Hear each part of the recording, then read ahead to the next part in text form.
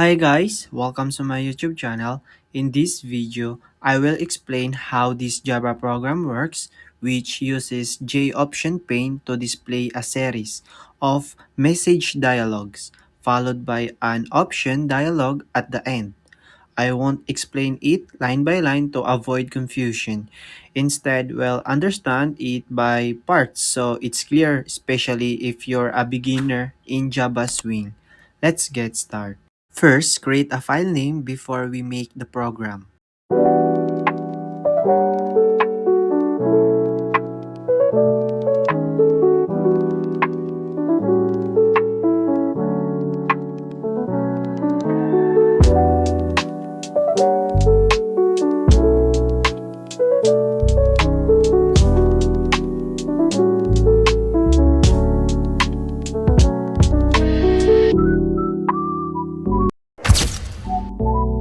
Ito na yung complete program para hindi na mapahaba pa itong tutorial natin.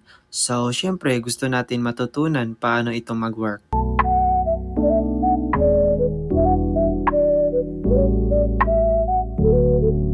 Sa unang part, nag-import tayo ng dalawang classes mula sa Swing Library.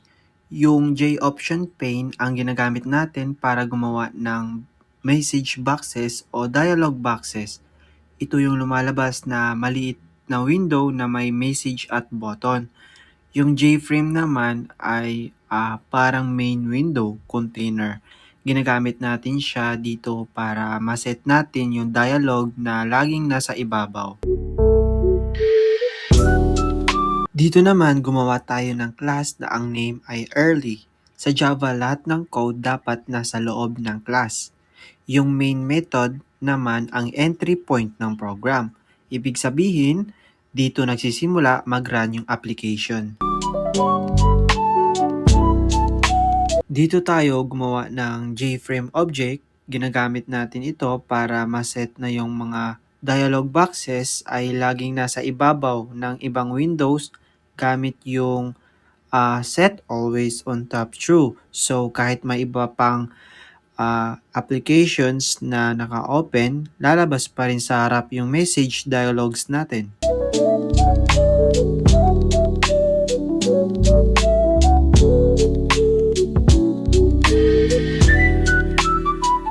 Yung part na to ay nagpapakita ng message dialog.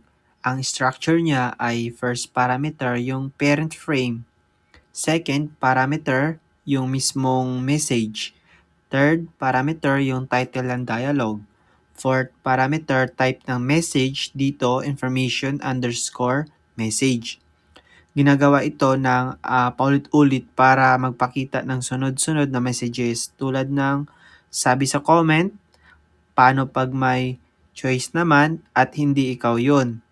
At iba pa. Kada click ng OK, lalabas yung next message. Parang storytelling effect siya gamit ang dialogues.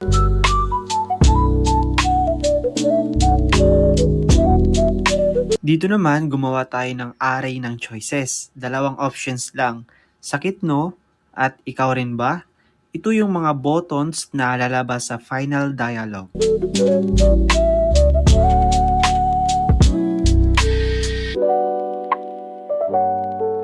Sa huling part, gumagamit tayo ng show option dialog.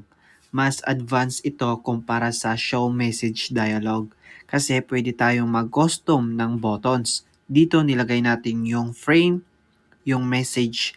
Wala ka sa choices, title, message type, tapos yung options array na ginagamit natin kanina.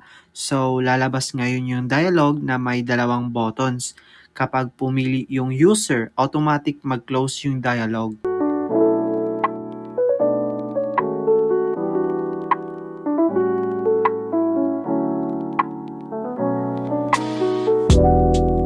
Pero bago natin i-run, punta ka sa extensions, i-download yung Code Runner.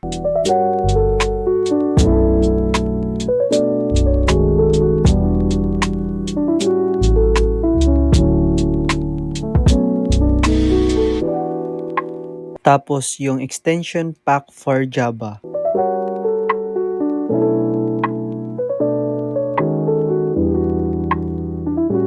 And punta ulit tayo sa program natin kanina, itry na natin i-run.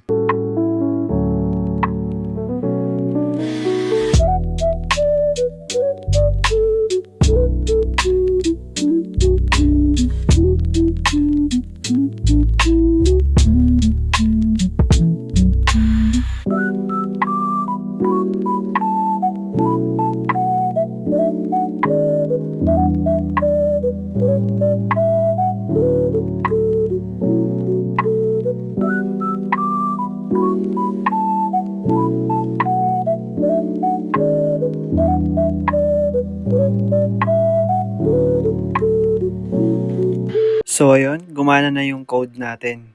I hope you learned something from my video. Don't forget to like, subscribe, and turn on the bell icon.